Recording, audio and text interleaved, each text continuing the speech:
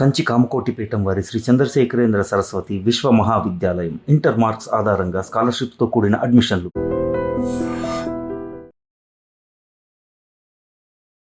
Hi, welcome to my show. Tammareddy Bharadwaj గారు, ఈ పేరుకి ఎలాంటి పరిచయ వాక్యాలు అవసరం లేదు. వారు చాలా రోజుల తర్వాత ఇప్పుడు వదల అనే మూవీతో నిర్మాతగా మన ముందుకు రాబోతున్నారు. అండ్ ఇప్పటికే రిలీజ్ అయిన గ్లిమ్స్ కానీ టీజర్ కానీ చాలా ప్రామిసింగ్గా ఉన్నాయి. ఈ నేపథ్యంలో తమ్మారెడ్డి గారిని అడిగి ఆ మూవీ ఎలా వస్తుంది అండ్ ఆ మూవీ విశేషాలతో పాటు ఇప్పుడు ఇండస్ట్రీలో ఉన్న కొన్ని పరిస్థితుల గురించి వారిని అడిగి సవివరంగా తెలుసుకుందాం. హాయ్ సార్, నమస్తే. నమస్తే సార్, ఇప్పుడు మిమ్మల్ని కలిసినా సరే ఒక గురువుని ఆ కలిసిన ఫీలింగ్ వస్తుంది. బాడీ అంతా ఒక రకమైన క్రమశిక్షణకి అలా అయిపోతుంటుంది. బహుశా మీ దగ్గర నేను కొన్నాళ్ళ పాటు పనిచేయడం వల్ల మీ క్రమశిక్షణ, మీ నిజాయితీ, మీ ముక్కుసూటితనం అన్నీ తెలిసిన వ్యక్తిని కావడం వల్ల ఆ భయం ఇప్పుడు అట్లాగే ఉండిపోతూ ఉంది. సార్, యాక్చువల్గా ఒక సీరియస్ క్వశ్చనే. ఈ ఇండస్ట్రీలో, సినిమా ఇండస్ట్రీలో మనుషుల్ని చాలా త్వరగా మర్చిపోయే ఇండస్ట్రీ. ఇలాంటి ఒక ఇండస్ట్రీలో ఒక వ్యక్తి 12 సంవత్సరాల క్రితం సినిమాలు తీయడం, సినిమాకి సంబంధించిన ప్రొడక్షన్కి కానీ మేకింగ్ కానీ దూరంగా ఉంటే ఆ వ్యక్తిని ఇండస్ట్రీ ఖచ్చితంగా మర్చిపోవాలి కూడా. తమ్మారెడ్డి భరద్వాజ్ అనే వ్యక్తిని మాత్రం ఏ రోజు సినిమా వదలలేదు, ఆయన సినిమాని వదలట్లేదు. ఇది మీ క్యాప్షన్కి తగ్గట్టు, టైటిల్కి తగ్గట్టు వదల. మీకు సినిమాకి ఈ వదల రిలేషన్ ఇలాగే కొనసాగేటట్టు ఉంది. అంటే ఆల్మోస్ట్ 50 years నుంచి జరుగుతుందమ్మా. 50th ఇయర్ ఇది నాకు యాక్చువల్గా. సార్, 76లో నేను చెన్నాటికల్లోనే ఒక సినిమా చేశాం. దానికి ప్రొడ్యూసర్గా ఫస్ట్ టైం పేరు పడింది. సార్, 79లో చరిత్ర స్టార్ట్ చేశాను. బట్ 76లో ధ్రువచిత్ర అని చిన్న నాటికలు కృష్ణరాజు గారితో చేశాను. దానికి నేను ప్రొడ్యూసర్ని. సార్, సో 50వ సంవత్సరం ఇది. కంటిన్యూస్గా సినిమాలు చేసినాక 93 తర్వాత కొంచెం 93 తర్వాత 95 ఆల్మోస్ట్ 2000 నేను పెళ్ళికి రెడీ 2000. దాని తర్వాత చాలా బ్రేక్ వచ్చింది. మళ్ళీ 2004లో అనుకుంటా పోతే పోనీ చేశాను. తర్వాత 2014లో ప్రతిఘటన చేశాను. సో అక్కడ గ్యాప్ వచ్చింది. 7-8 ఏళ్ళు అక్కడ గ్యాప్, మళ్ళీ ఇక్కడ 12 ఏళ్ళు ఇప్పుడు గ్యాప్. సో నేను వదలటం అంటే 50 years నుంచి వదలకుండా అట్లా కంటిన్యూ అవుతున్నాం. సినిమాలు అనేది ఇందాక ఎందుకు చెప్పానంటే ఆ గ్యాప్ మధ్యలో చాలాసార్లు 2 సార్లు గ్యాప్ వచ్చింది. అప్పుడు 7-8 ఏళ్ళు గ్యాప్ వచ్చింది, ఇప్పుడు 10-12 ఏళ్ళు గ్యాప్ వచ్చింది. సో ఎంత గ్యాప్ వచ్చినా కానీ సినిమా ఇండస్ట్రీలో ఈ రోజుకి నన్ను పాపం గుర్తుపెట్టుకున్నారు, చాలామంది గుర్తుపెట్టుకుంటూ ఉంటారు, ఏదో మాట్లాడుతూ ఉంటారు. సినిమాగా కాకుండా కానీ బట్ సమ్హౌ ఇండస్ట్రీలో నేను చలామణి అవుతున్నాను ఇప్పటికి కూడా. అంటే ఒక మేకర్గానో లేకపోతే ఒక నిర్మాతగానో తమ్మారెడ్డి ప్రస్థానం పరిమితం కాలేదు సార్. ఈరోజు తెలుగు సినిమా అభివృద్ధి కోసం ఉన్నామని చెప్పుకుంటున్న ఎన్నో శాఖల్ని మీరు ఆర్జుడు, నాకు తెలిసి మీరే వాటిని అంటే తొలినాళ్ళలో చాలా కార్యక్రమాలు వాటిలో కొత్తగా తీసుకొచ్చిన వ్యక్తి మీరు. సో ఆ వాసనలు, ఆ కృతజ్ఞతలు. అంటే అట్లా కాదు, అది యాక్చువల్గా నేను ఒక స్టేజ్కి వచ్చినాక వచ్చాను. నాకంటే ముందు సివిఆర్ ప్రసాద్ గారు, తిలక్ గారు, వి మసూన్రావు గారు, ప్రభాకర్ రెడ్డి గారు, వీళ్ళందరూ కలిసి దాన్ని ఒక స్టేజ్కి తీసుకొచ్చారు, ఒక షేప్కి తీసుకొచ్చారు. నన్ను బలవంతంగా తీసుకొచ్చి వీళ్ళందరూ ఇరికిచ్చారు లోపల. సో ఇరికిచ్చినాక నా సాయి శక్తిలో నేను చేయగలిగింది నేను చేసినాక ఒక మీరు చెప్పినట్టు ఒక ఫార్మాట్కి వచ్చింది. అది ఫార్మాట్కి వచ్చి ఫెడరేషన్ గుర్తింపు తెచ్చుకుని ఆల్ ఇండియా కాన్ఫెడరేషన్కి వెళ్ళి ఇక్కడ మన వేజెస్కి అన్నీ సెట్ అయ్యి అవన్నీ చేసాం. అవన్నీ అప్పుడు చేసాం. అంటే బట్ అంత ముందు వాళ్ళ ఆద్యులు, వాళ్ళ తర్వాత నేను ఏదైనా. అండ్ నేను డైరెక్ట్ మూవీ విషయానికి వస్తున్నాను సార్. వదల అంటే తమ్మారెడ్డి భరద్వాజ అనే వ్యక్తి మళ్ళీ ఒక ప్రాజెక్ట్ ఇన్ని సంవత్సరాల తర్వాత టేకప్ చేస్తున్నాడంటే, నేను కమర్షియల్ క్యాలిక్యులేషన్స్ గురించి మాట్లాడట్లేదు, స్టార్ కాస్ట్ గురించి మాట్లాడట్లేదు, నేను ఒక గౌరవం గురించి మాట్లాడుతున్నాను. తమ్మారెడ్డి కంబ్యాక్ అనేది ఖచ్చితంగా సక్సెస్ అవ్వాలి, వేరే ఆప్షన్ లేదు. ఎందుకంటే ఇండస్ట్రీలో మీకు ఇన్నేళ్ళుగా ఉన్న ఈ గుర్తింపు కానీ ఈ గౌరవం కానీ ఇన్ని సంవత్సరాల తర్వాత ఆ వ్యక్తి మళ్ళీ వచ్చాడంటే ఆ గౌరవం దక్కించుకోవాలి, కొంత ప్రెజర్ ఉంటుంది. ఏరికోరి ఇప్పుడు ఆ ప్రెజర్ని తీసుకోవడానికి ఎందుకు రెడీ అయ్యారు? ప్రెషర్ అనుకోలేదు, బట్ దిగినాక తెలుస్తుంది ప్రెషర్. ఎందుకంటే ఒక కథని బాగా నచ్చింది కథ, కథ బాగుంది, ఇది పలానా అంటే కొత్తగా ఉంటుంది, వెరైటీగా ఉంటుంది. And it is out and commercial film. నేను రెగ్యులర్గా నేను చేసే నాకు నచ్చే సినిమాలలాగా కాకుండా సార్ నేను మామూలుగా థియేటర్కి వెళ్ళి చూస్తాను కదా, టికెట్ కొనుక్కొని చూసే సినిమాలు ఉంటాయి కదా, అలాంటి సినిమా ఇది. సో డెఫినెట్గా బాగుంటుంది, జనానికి నచ్చుతుంది అనే ఉద్దేశంతోనే మొదలెట్టాను. తీశాను, 8 అయ్యి కాపీ వచ్చేటప్పటికి నా ఫీలింగ్ అదే ఈ రోజుకి కూడా. బట్ రేపు జనం ఏం చెప్తారో తెలియదు కదా. అంటే ఇప్పుడు సిస్టమ్స్ మారిపోయినాయి. మా రోజుల్లో మేము చేసిన ఈవెన్ 14 ఏళ్ల కింద కూడా నేను సినిమా తీసానంటే రిలీజ్కి చేద్దాం అనుకుంటే చేసేయటమే. సార్ ఇవాళ అనుకుంటే ఇవాళ చేసేవాడిని, రేపు అనుకుంటే రేపు చేసేవాడిని. ఇవాళ పరిస్థితులు అట్లా లేవు. సో ఇవాళ కూడా రిలీజ్ చేయగలగటం చేయొచ్చు. బట్ రకరకాల భయాలు, డబ్బులు ఇన్వాల్వ్మెంట్ పెరిగిపోయింది. ఇప్పుడు ఇన్వెస్ట్మెంట్ పెరిగిపోయింది. ఇంత ఇన్వెస్ట్మెంట్ మీద ఇప్పుడు ఓటీటీ అని అయ్యని ఇవన్నీ రకరకాల పేర్లు వచ్చినాయి. అంటే రెవెన్యూ వచ్చే ఆదాయం.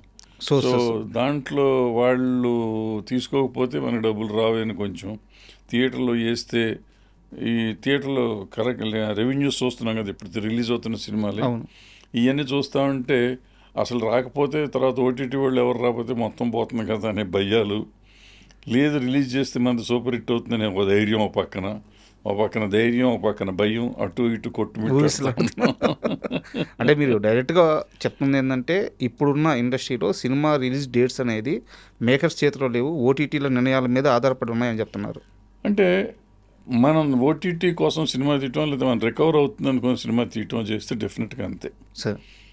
ఎందుకంటే రికవరీకి ఇప్పుడు థియేటర్లో అన్ని సినిమాలకి ఓపెనింగ్లు రావట్లా, చాలా సినిమాలకి ఓపెనింగ్లు రావట్లా, చాలా తక్కువ పర్సంటేజ్ డబ్బులు వస్తున్నాయి. సో షేర్లో అయినా కానీ తక్కువ వస్తుంది కాబట్టి కొన్నిటికి వస్తున్నాయి, కొన్ని మధ్యలో సూపర్ హిట్లు అయినవి ఉన్నాయి చిన్న సినిమాలు. సో రావచ్చు, అది అవుతుందో ఇది అవుతుందో మనకు తెలియదు. అది అయ్యింది అనుకోండి, ఈవెన్ ఓటీటీలో కూడా మంచి రేట్ వస్తుంది. అది అవ్వలేదు అనుకోండి, ఓటీటీని మర్చిపోవాలి, యూట్యూబ్లో పెట్టుకోవాల్సి వస్తుంది అనమాట.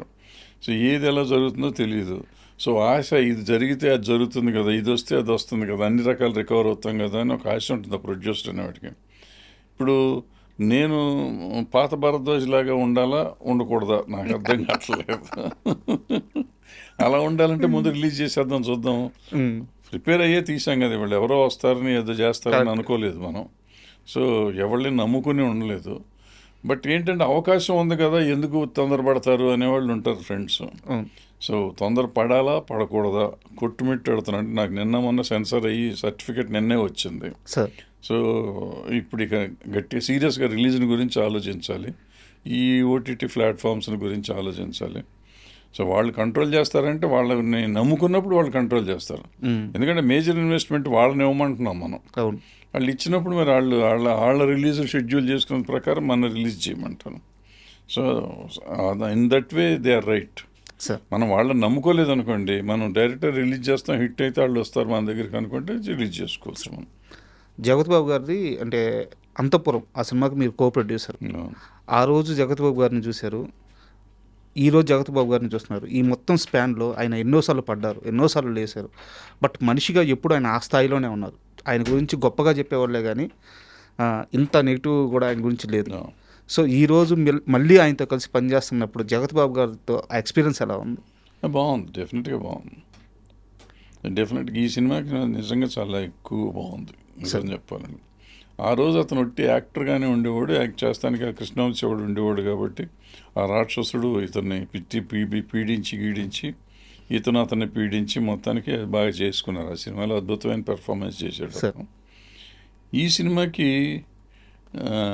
ఒక రకంగా అతనే మమ్మల్ని పీడించేవాడు అనమాట. అంటే బాగా రావాలి తపన, ఇంకేదో కావాలి అని చెప్పి నిజంగా చాలా బాగా చేశాడు. ఎందుకంటే కథ అతనే ఇచ్చాడు మనకు రఫ్గా. సో దాని మీద ఈ కథని ఇలా చేయాలి అనే దాని మీద అతను చాలా ఎక్కువ కష్టపడ్డాడు.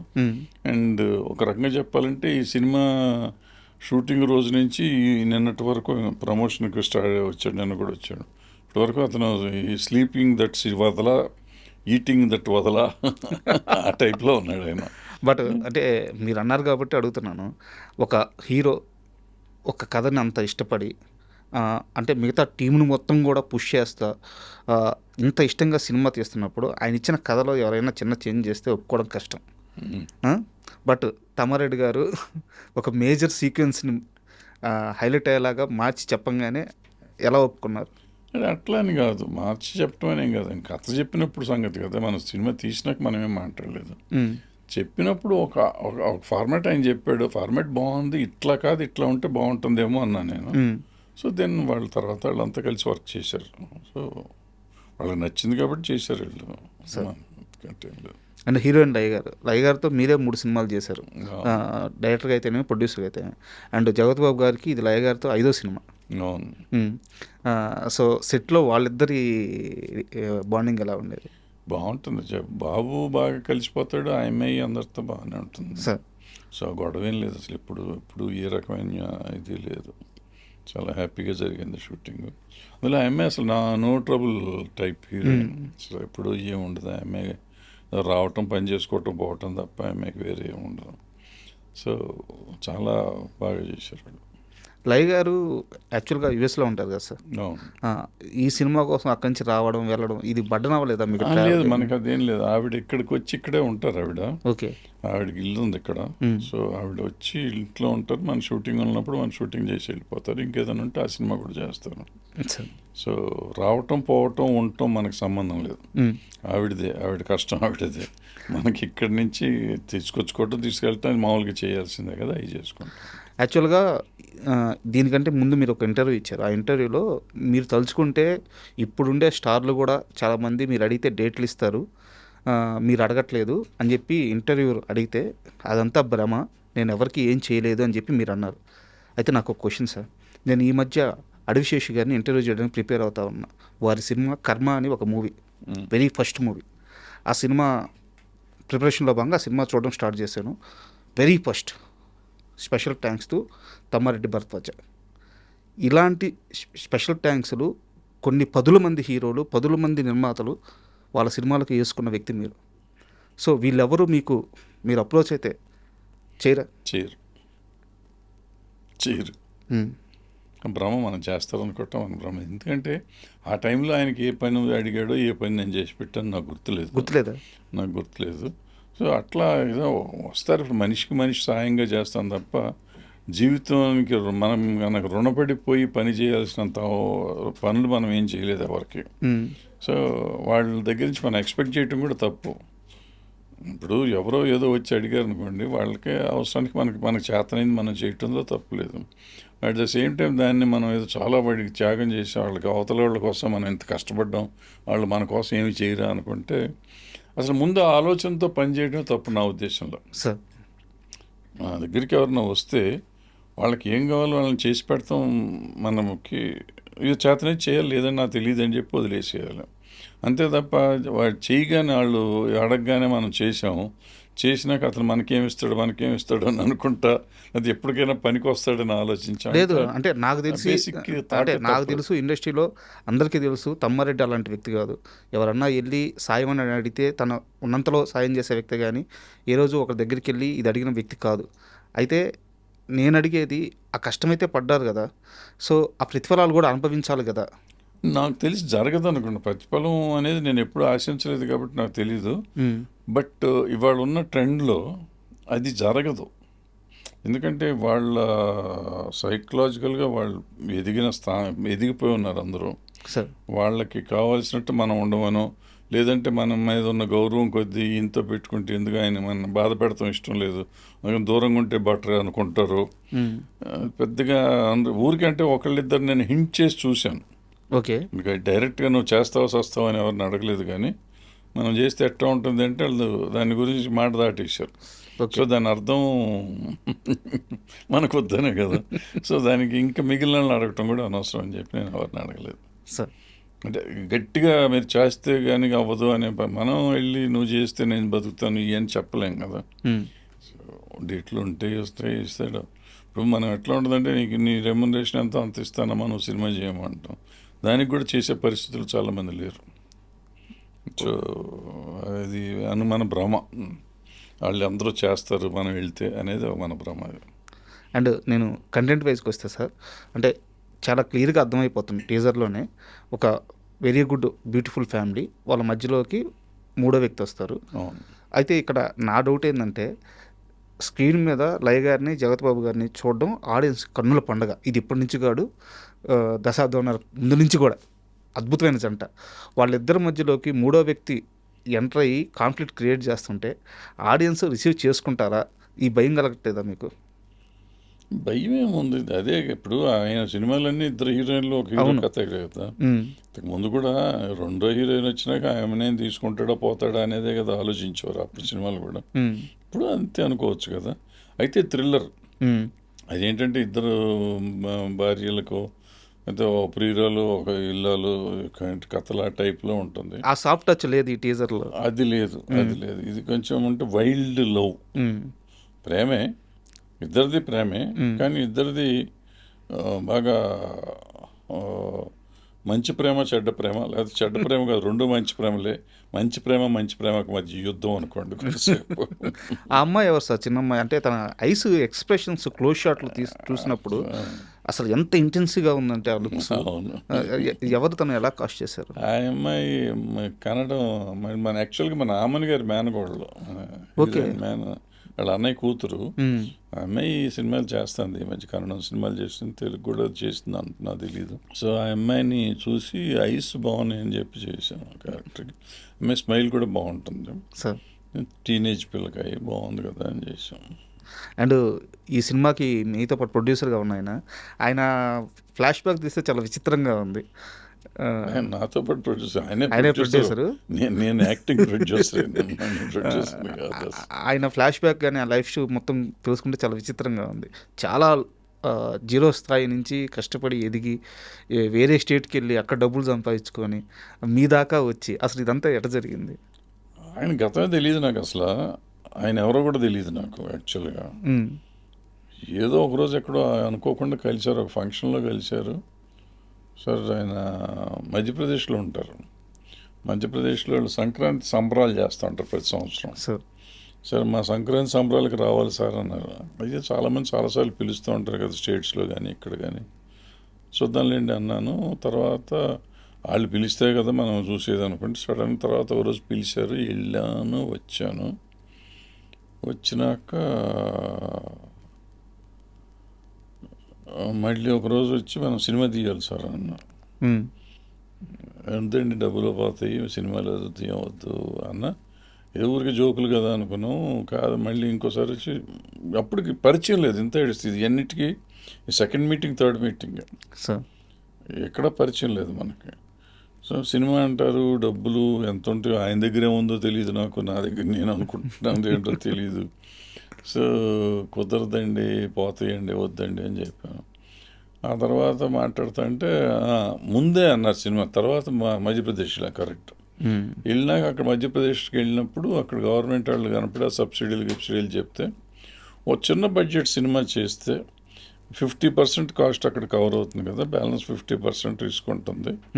మంచి సినిమాలు చేస్తే ఈ మధ్య ఆడుతున్నాయి కదా అని నేను అక్కడ చేసి మీరు చేస్తే అవుతుందండి, అయినా వద్దు అని చెప్పాను.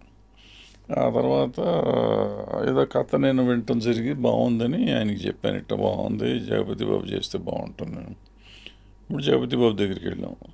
తర్వాత ఈయన వచ్చారు. ఆ తర్వాత ఆ కథ మొత్తానికి వర్కౌట్ అవ్వాలి.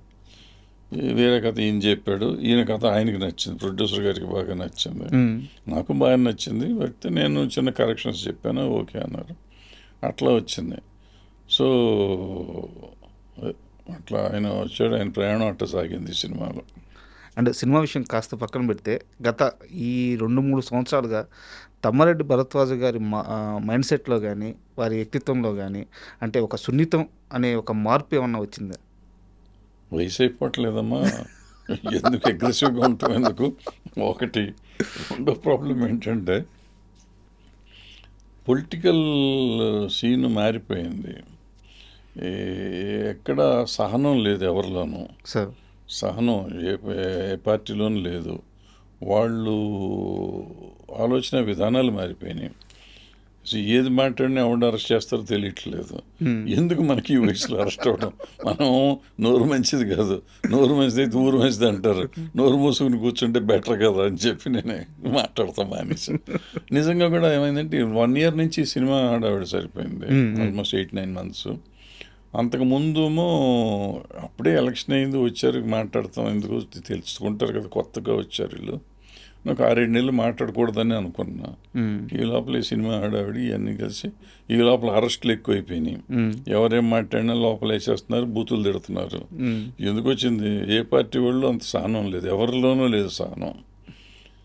ఎవరు మంచి తీసుకుంటారని ప్రిపేర్డ్గా లేరు. ఇక మనకు అనవసరం లేదు. అది కాకుండా జనం కూడా వినే పరిస్థితులు లేరు. ముందు మనం చెప్తాంటే ఇంతకుముందు వినేవారు. అయ్యో చెప్తుంది నిజమా అబద్ధం అని ఆలోచిస్తానికి ఉండేది. ఇప్పుడు ఆలోచిస్తానికి అది వెంటనే ఇబ్బంది పడుతున్నారు. సో మనం ఎందుకు ఇబ్బంది పడి ఎన్ని కష్టాలు పడి వీళ్ళకి చెప్పాలనేది నాకు వచ్చింది. అండ్ ఇప్పుడు ఇండస్ట్రీలో గత 2-3 రోజులుగా ఒక సీరియస్ ప్రాబ్లం నడుస్తుంది తెలంగాణ ఎగ్జిబిటర్స్ సంబంధించి. సో తెలంగాణ ఎగ్జిబిటర్స్ తీసుకుంటున్న ఈ కాల్ మీద మీ డిసిషన్ అంటే వాళ్ళు ఏమడుగుతున్నారంటే ఇంకా రెంటల్ వద్దు, షేర్ బేస్ మీదే థియేటర్స్, సింగిల్ స్క్రీన్ థియేటర్స్ నడిపించాలి అని చెప్పి అడుగుతున్నారు అనమాట. సో నిజానికి ఎగ్జిబిటర్స్ అడిగే విధానంలో ఆడియన్స్కి కూడా లాభం ఉంది, బట్ నిర్మాతల వర్షన్ వేరేగా ఉంది. దీని మీద మీ స్టాండ్ ఏంటి? అంటే ఏం లేదు, అది ఇంతకుముందు గతంలో అని పర్సంటేజ్ మీదే ఉండే సినిమా థియేటర్స్ అన్నీ. సార్ ఇప్పుడు పర్సంటేజ్ మీద ఆడొచ్చు, బట్ అంటే అన్ని సినిమాలు పర్సంటేజ్ మీద ఆడటం వరకు కరెక్టే. బట్ కొన్ని పెద్ద సినిమాలకి ఆ బడ్జెట్ 50% ఇవ్వటం కష్టం అవుతుంది. ఎందుకంటే పూర్వకాలం 90% కూడా ఇచ్చేవారు పెద్ద సినిమాలకి. ఓకే, అదే 70-80% ఇచ్చి 20% వాళ్ళు తీసుకుంటే ధర్మంగానే ఉంటుంది. చేసి వీక్లీ మారుతూ ఉంటే కలెక్షన్ వాళ్ళకి పెంచుకుంటే మనకు తగ్గుతా, ప్రొడ్యూసర్కి తగ్గుతా వెళ్తే బాగుంటుంది. అందుకని ముందు మాత్రం ఏదో రెంట్ ఆడి ఒక వారం రెంట్ ఆడి రెండో వారం పర్సంటేజ్ వాళ్ళు అడుగుతుంది. ఏంటంటే చేస్తే మొత్తం రెంటల్ చేయండి, లేకపోతే పర్సంటేజ్ చేయండి అంటాను. మొత్తం రెంటల్ చేయరా మనాళ్ళు. సో రీజనబుల్గా ఉండాలి. లెట్ లివ్ కదా, వాళ్ళు బతకాలి, మనం బతకాలి. సో సినిమాలు ఆడతలేదు. 20-30 వారాలు మించి 50 వారాల్లో 20 వారాలు ఆడితే 30 వారాలు సినిమాలు ఆడతల్లా. వాళ్ళకి ఫీడింగ్ ప్రాబ్లం అవుతుంది. సో అన్ని రకాలుగా బాగుండాలి అంటే ఎలా చేయాలి అనేది ఆలోచించాల్సిన విషయం. అయితే ఇక్కడ అట్లా చేస్తే ఏమవుతుందంటే ఏదో ఎవరినో బతికిస్తానని నా సొమ్ము ఎందుకు పోగొట్టుకోవాలంటారు. ఇప్పుడు పెద్ద ప్రొడ్యూసరు ఇప్పుడు ఆయన ఏంటి సాక్రిఫైస్ చేయాలి కదా. ఇప్పుడు పర్సంటేజ్ ఆడితే దీని రెవెన్యూ మీద చాలా తక్కువ వస్తుంది ఆయనకి. నా డబ్బులు ఎందుకు పోగొట్టుకోవాలి నేను అంటాడు. సార్ ఇక్కడ ఒక చిన్న ఎగ్జాంపుల్ చెప్తాను సార్. ఇప్పుడు 1 AM షోలని 4 AM షోలని పర్మిషన్లు తీసుకుంటున్నారు. ఒక్క టికెట్ 1000 రూపాయలు పెడుతున్నారు. ఆ ఒక్క షోకి ఇంచుమించుగా కలెక్షన్లు ఎంత వస్తాయి సార్? 7-8 లక్షలు, 10 లక్షల దాకా వస్తున్నాయి. అదే థియేటర్కి ఆ షోకి ఇచ్చే రెంట్ ఎంత? 10,000 రెంట్. ఆడ అర్ధరాత్రి మేలుకొని థియేటర్ రన్ చేసి పోలీసులకి, సెక్యూరిటీకి, అందరికీ ఖర్చులు పెట్టుకొని థియేటర్ని రన్ చేయాలి. ఇది సమస్య కదా. సమస్య అంటే ఇప్పుడు వాళ్ళకి అవసరం, వీళ్ళకి అవసరం. ఇప్పుడు ఏమవుతుందంటే ఆ థియేటర్కి ఆ పెద్ద సినిమా కావాలి సార్. ఆ పెద్ద సినిమా వస్తే 4 వారాలు 5 వారాలు నడుస్తుందని వాళ్ళకి ఆశ ఉంటుంది. అందుకని ఇప్పుడు ఈ కష్టం పడాలి. ఇప్పుడు నేను సినిమా తీశాను, లేకపోతే నాలాగా ఒక 100 మంది సినిమాలు ఉన్నాయి, మేము థియేటర్కి ఇస్తాం, చేస్తారా సార్? చేస్తున్నారా? చేయరు కదా. మన సినిమా మార్నింగ్ షో వేస్తాం, ఏమంటే వారానికి రోజుకి ఒక షో వేస్తామండి, 2 షోలు వేస్తామండి అంటారు. ఆ సినిమాకి ఏంటంటే గ్లామర్ ఉంటుంది. ఆ గ్లామర్ ఉన్నప్పుడు అర్ధరాత్రి కాదు, తెల్లారగట్ట కాదు, వేస్తేనే నెక్స్ట్ షోస్ ఉంటాయి. నెక్స్ట్ 3-4 వారాలు థియేటర్ రన్ అవుతుంది. వాళ్ళు 3 రోజులు రన్ అయ్యే రోజుల్లో 4-5 వారాలు రన్ అయ్యే సినిమా వస్తుంటే హ్యాపీగా ఉంటారు. ఇప్పుడు మీరు చెప్తుందే చిన్న సినిమాని ఇస్తే వేస్తారని అడుగుతున్నారు కదా. ఎగ్జిబిటర్లు కూడా అదే చెప్తున్నారు. ఆడియన్స్ థియేటర్స్కి రావట్లేదు, ఫుట్ఫాల్స్ తగ్గిపోతున్నాయి. అంటే ఒకవేళ గవర్నమెంట్ జీవో ఇచ్చి టికెట్ హైక్స్ ఇచ్చినా సరే మేము పెంచమని చెప్పి ఇప్పుడు చెప్తున్నారు. ఇవన్నీ మాటలు చెప్తానికి బాగానే ఉంటాయి, జరిగితే సంతోషం. నేను అసలు టికెట్ హైక్ అనేది తప్పు అని చెప్పి నేను ఫస్ట్ నుంచి మీరు చెప్తున్నా. సో అది తప్పు. ఏమవుతుందో చూద్దాంలేండి. ఇప్పుడు అన్నీ ఒక్కో సినిమాకి ఒక్కోసారి మాట్లాడుతూ ఉంటారు. మన వాళ్ళు మాట్లాడి సీరియస్గా తీసుకోకపోయారు. అయితే ఈ సమస్య కొత్తగా ఈ రోజు ఈ వారంకో ఈ నెలకో పుట్టుకురాలేదు సార్. గత 3 సంవత్సరాల నుంచి ఇది నలుగుతూనే వస్తుంది. అయితే ఎప్పుడు దీన్ని తెర మీద తీసుకొచ్చినా పలానా హీరో సినిమాని తొక్కేయడానికి ఇలా చేస్తున్నారు, పలానా హీరోని టార్గెట్ చేశారు, ఇది ఎప్పుడు రిపీట్గా వినిపిస్తూనే ఉంది. ఒక సొల్యూషన్ అయితే ఏదో ఒక పాయింట్ ఆఫ్ టైంలో కావాలి కదా. ఇది 30 సంవత్సరాల నుంచి ఉందబ్బా. దాసనారాయణరావు గారు ఛాంబర్లో మీటింగ్ పెట్టి ప్రొడ్యూసర్ అందరినీ పెట్టి ఒక పర్సంటేజ్ సిస్టమ్ అప్పుడు 30 ఏళ్ల కిందే తయారు చేసి ఒక సిస్టమ్ పెట్టారు. మరి ఆ రోజు నుంచి ఈ రోజు వరకు అది ఫాలో అవ్వట్లేదు. ఈ పర్సంటేజ్ ఆడాలని అప్పుడు చెప్పారు గురువు గారు. సో ఇది జరుగుతూనే ఉంది, ఎప్పటికప్పుడు చర్చలు జరుగుతూ ఉన్నాయి, కుదరట్లేదు. ఇప్పుడు కొంచెం సీరియస్గా తీసుకుని, ఎందుకంటే ఇప్పుడు థియేటర్ మూసేసే పరిస్థితి వచ్చింది. అప్పుడు మూసేసే పరిస్థితి అన్నారు, ఇప్పుడు నిజంగా మూసేసారు. చాలా థియేటర్లు లేవు మూసేసారు. సార్, సింగిల్ స్క్రీన్ థియేటర్స్ లేవు చాలా వరకు. కానీ మోస్తున్నారు, కానీ అట్ ద సేమ్ టైం పక్కన తెరుస్తూ ఉన్నారు కొత్తవి, మరి అవి కూడా వస్తున్నాయి. అవంతా మల్టీప్లెక్స్లు వస్తున్నాయి సార్. మల్టీప్లెక్స్ థియేటర్ కదా ఏంటి, జనం అదే కదా. ఇప్పుడు సింగిల్ థియేటర్ నీకు 150 రూపాయలు టికెట్, మల్టీప్లెక్స్ 300 రూపాయలు టికెట్. మరి 300కి వెళ్తున్నారుగా జనం. దగ్గరంటే 300 పెట్టి పెడతాను కానీ పిచ్చోడా, దీనికంటే ఎక్కువ ఖర్చు పెట్టి థియేటర్ కడుతున్నారు కదా. మరి ఎందుకు కడుతున్నారు వాళ్ళు? వాళ్ళకి షేర్ పర్సంటేజ్ బేస్ మీద నడుస్తుంది, వాళ్ళకి ఆ లగ్జరీ ఉంది. థియేటర్స్ ఏం మెయింటెనెన్స్ కూడా percentage? జనం రావట్లేదు అంటున్నారు కదమ్మా. సార్. నీకు జనం రావట్లేదు కాబట్టి కలెక్షన్ రావట్లేదు అంటున్నావు. మరి నువ్వు 50% కాదు 30% ఇవ్వు, జనం రావాలి కదా అక్కడ. వాళ్ళకైనా అదే ప్రాబ్లంగా. సేమ్ నాకు సింగిల్ థియేటర్కి ఏ ప్రాబ్లం ఉందో మల్టీప్లెక్స్ కూడా అంతే ప్రాబ్లం. ఫుట్ఫాల్స్ విషయంలో ఇంకా ఎక్కువ కూడా ఉండొచ్చు, ఎందుకంటే కాస్ట్ బేస్ వల్ల. కాస్ట్ ఎక్కువ కాబట్టి వెళ్ళొచ్చు. సో అది పరిస్థితి, అది కాదు. ఎక్కడో మనం మిస్ అవుతున్నాం, ఈ అన్నిట్లోనూ మిస్ అవుతున్నాం మనం. సార్ అంటే యాక్చువల్గా మిమ్మల్ని సినిమా ప్రమోషన్కి పిలిచి నేను ఇది మాట్లాడడానికి కారణం ఏంటంటే, ఈ సబ్జెక్ట్ని అర్థం చేసుకొని ఈ సబ్జెక్ట్ మీద లోతుగా మాట్లాడగలిగిన మనుషులే తక్కువ ఉన్నారు ఇప్పుడు ఇండస్ట్రీలో. అది నేను ఓపెన్గా చెప్పగలను. నిజానికి ఇటు ఈ గిల్డ్ కానీ లేదా ఈ ఎగ్జిబిటర్స్ కానీ వీళ్ళందరినీ కూర్చోబెట్టి నిక్కచ్చిగా మాట్లాడి ఒక సొల్యూషన్ తీసుకురాగల పెద్ద ఎవరు ఇండస్ట్రీలో?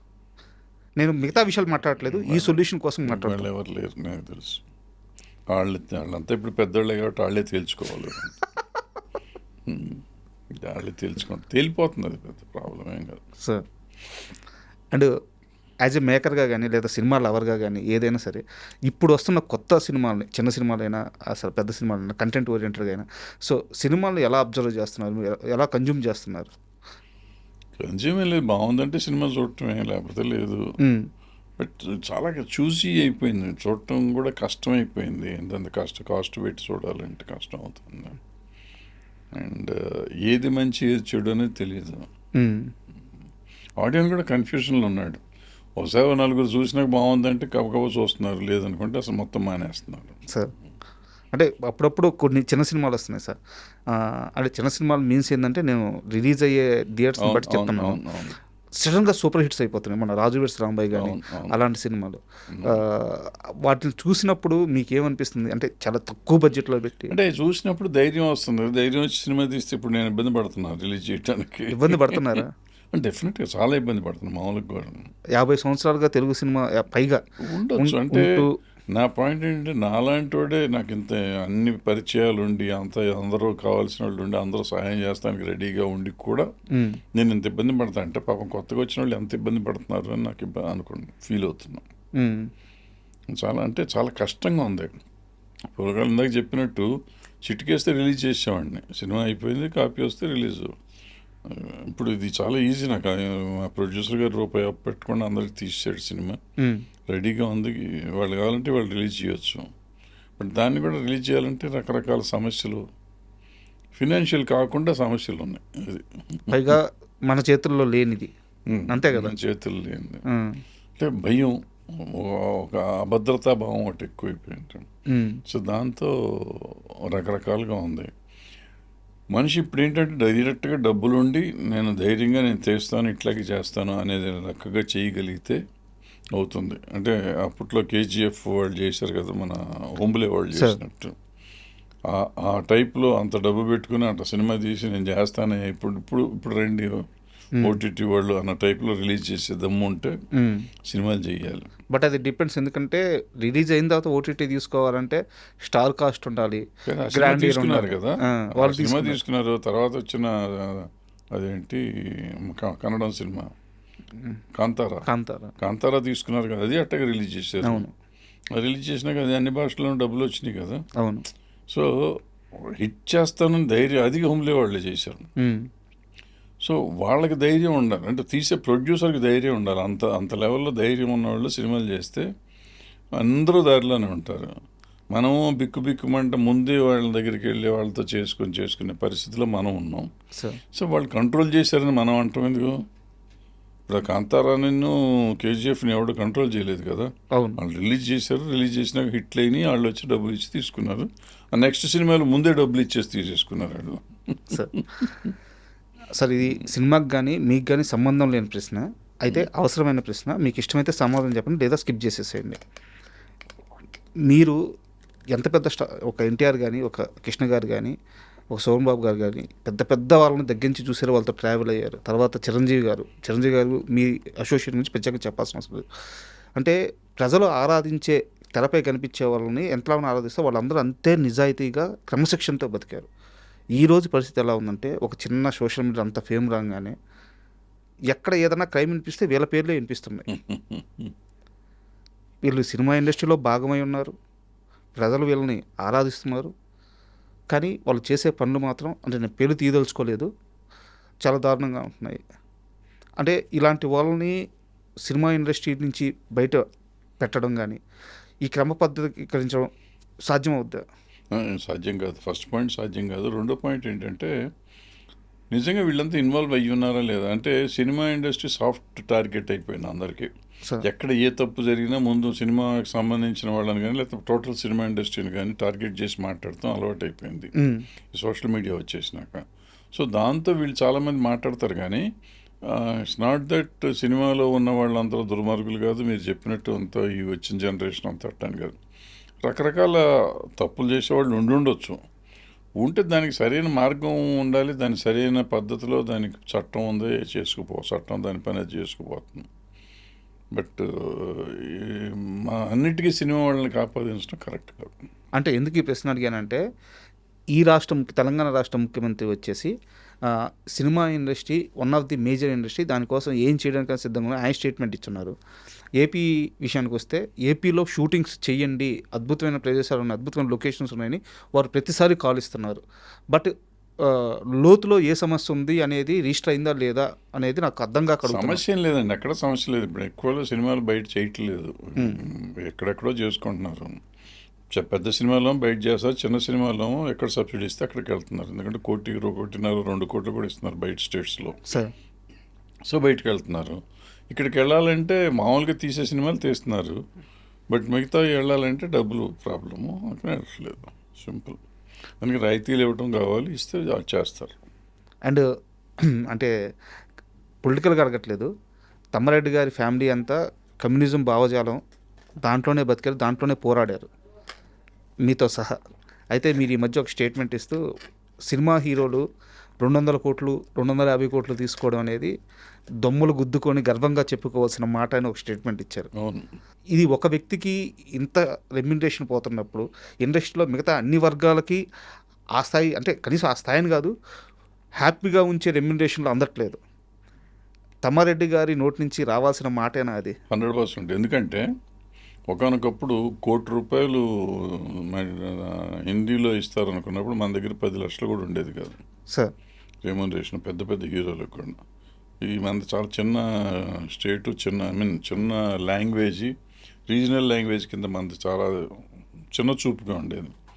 అటువంటిది ఇవాళ హిందీ వాళ్ళు కాదు, ఎవళ్ళు కాదు, మనం ఇంటర్నేషనల్ వాళ్ళతో, అమెరికా వాళ్ళతో పోటీ పడే లెవెల్ రెమ్యునరేషన్స్కి వచ్చాం మనం. సో రెమ్యునరేషన్స్ ఎక్కువ తీసుకోవటం మంచిగా చెడా, అది ఇదా అనేది అది వేరే డిస్కషను. ఇవాళ సినిమా, తెలుగు సినిమా అనేది అసలు గుర్తింపు లేని ఒక సినిమాని ఇవాళ ప్రపంచవ్యాప్తంగా నెంబర్ 1 సినిమాగా తీసుకెళ్ళాం. అంటే నెంబర్ 1 కాదు, హాలీవుడ్ తర్వాత, హాలీవుడ్ రేట్ డబ్బులు మనం తీసుకోగలిగే లెవెల్కి హీరోలు ఎదిగారు.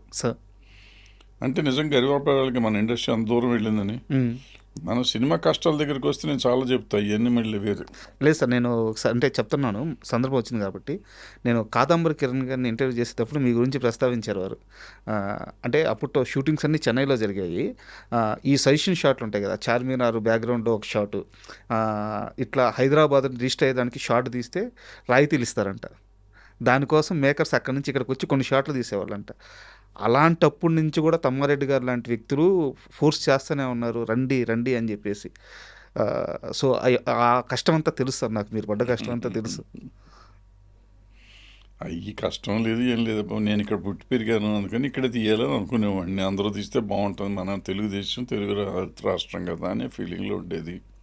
వచ్చిన వాళ్ళు వచ్చారు, తర్వాత షిఫ్ట్ అయిపోయింది ఇండస్ట్రీ. ఇవాళ నెంబర్ 1 అయింది. ఇప్పుడు మన రాష్ట్రంలో ఎవరు పని చేయకూడదు, బయట డాన్సర్స్ ఫైటర్స్ వాళ్ళు వచ్చి పని చేయాలన్నారు. ఇవాళ మన రాష్ట్రం నుంచి బయటకు వెళ్తున్నారు. అవును, ఆ స్టేజ్కి వచ్చేసాం కదా. మనం ఎంత పెరిగాం, మనం డెఫినెట్గా జబ్బ చరుచుకోవాల్సిందే, గుండెలు బాధ కొట్టుకోవాల్సిందే. వీ డిడ్ ఇట్ అని. సార్ వదలా సినిమా గురించి ఒక 2 క్వశ్చన్స్ ఉన్నాయి. దానికంటే ముందు ఒక క్వశ్చన్ అడుగుతాను, కోప్పడకుండా సమాధానం చెప్పండి. తమిళనాడులో విజయ్ గారు ఆయన కొడితే దెబ్బకి సీఎం అయిపోయారు, మొత్తం లెక్కలన్నీ మారిపోయినాయి. అయితే ఆయన సీఎం అయిన తర్వాత ఇక్కడ గట్టిగా వినిపిస్తున్న పేరు జూనియర్ ఎన్టీఆర్ గారు మళ్ళీ రాజకీయాల్లోకి అలా ఎంట్రీ కానీ ఇస్తే ఆయనకి స్కోప్ ఉంటుందని ఆయన ఫ్యాన్స్ తెగ వైరల్ చేస్తున్నాం సోషల్ మీడియాలో. నిజానికి తెలుగు స్టేట్స్లో రియాలిటీ చెక్ ఎలా ఉంది పొలిటికల్గా?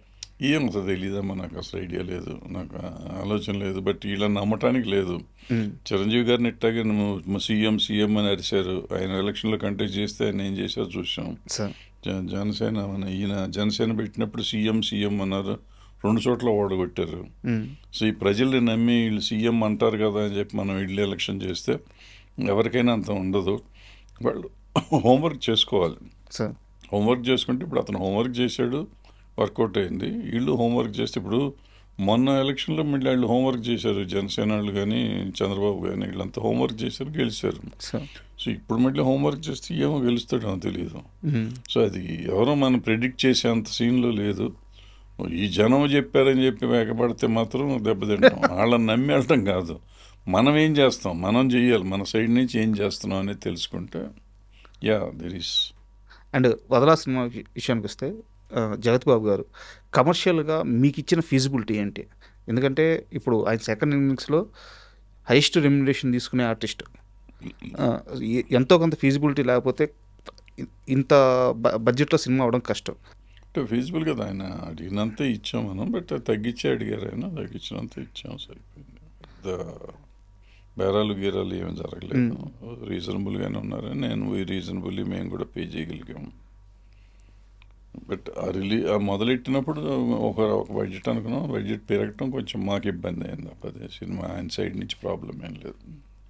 మధ్యలో ఒక 10 days ఏదో అయిన తర్వాత ఆపారా? షెడ్యూల్ ఆపి మళ్ళీ వచ్చాం. తర్వాత వాళ్ళ ఇంట్లో పెళ్ళి అది ఉండే, లేట్ అయింది. తర్వాత ఒక మంత్ అయినాక మళ్ళీ స్టార్ట్ ఫినిష్ చేసుకొచ్చాం సార్. అండ్ ఈ సినిమా షూటింగ్లో ఉండగా నాకు తెలిసి తమ్మారెడ్డి గారు చాలా ఓపిక్గా వెళ్ళుంటారు, మారిపోయి వెళ్ళుంటారు, చాలా సౌమ్యుడే వెళ్ళుంటారు. కానీ ఎప్పుడైనా షూటింగ్ జరుగుతున్నప్పుడు లెక్క తేడా కొడితే తమ్మారెడ్డి గారు ఒరిజినాలిటీ బయటకు వచ్చిన క్షణం చాలా సైలెంట్గా, చాలా మర్యాదగా, బుద్ధిమంతుల్లాగా సినిమా చేసుకుని వచ్చేసాను. నేను అక్కడ ఏ గొడవ లేదు, నేను ఎవరిని తిట్టను కూడా తిట్టలేదు. మీరు వచ్చారు కాబట్టి ఒక షేర్ చేసుకోవాలి. నేను చాలా చిన్న రైటర్ని 99 టీవీలో. తెలియక ప్రభాసు గోపిచంద్ గారి ఫ్రెండ్షిప్ బాండ్ మీద ఒక ఆర్టికల్ రాస్తున్నాను.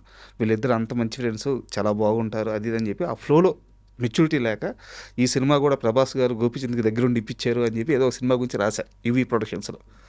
పక్క రోజు ఆఫీస్కి రాగానే మీరు ఎంత ఆవేశంగా వచ్చారంటే అంత ఆవేశంగా వచ్చి, మీకు గుర్తుందో లేదో నాకు తెలియదు, గోపీచంద్కి ఒకరు సినిమా ఇప్పించేంత స్థితిలో ఉన్నారా, 3 కోట్లు అడ్వాన్స్ ఇస్తా, ఇప్పుడు వెళ్ళి నాకు డేట్స్ తీసుకురా గోపిచంద్, ఒక పదం రాసేటప్పుడు ఎంత జాగ్రత్తగా ఉండాలి రైటర్ అని చెప్పేసి. అంటే మీ కమిట్మెంట్ నేను ఆ రోజు నేర్చుకున్నాను. అంటే కోప్పడ్డారు కానీ నేర్పించారు. సో నేను ఎందుకు అడుగుతున్నాను, తమ్మారెడ్డి గారు కోప్పడితేనే మనుషులకి లాభం. అట్లని కాదు, ఆ సినిమా అతనే కాదు, ఇప్పుడు రోజు నేను చూస్తుంటాను, మీడియా చూసినప్పుడు నాకు ఆవేశం వస్తూ ఉంటుంది. బట్ మనకెందుకు ఊరుకుంటాం. పలానా హీరోయిన్కి సినిమాలు లేవంట, పలానా హీరోకి సినిమాలు లేవంట.